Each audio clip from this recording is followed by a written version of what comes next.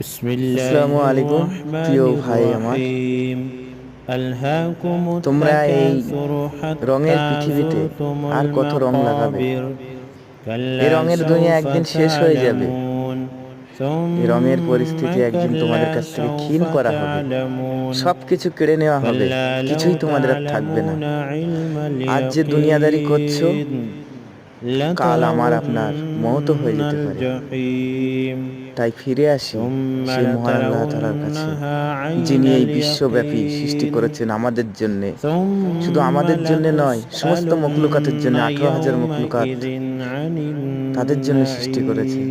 তাই দুনিয়াদারি ছেড়ে আমরা ফিরে আসি আলোর পথে, যেখানে আল্লাহ পাক আমাদের জন্য সব কিছু রেখেছেন এবং কাল কিয়ামতের মাঠের ময়দানে আমাদের জন্যে জান্নাত নসিব করবেন। তাই ফিরে আসুন সেই আলোর পথ।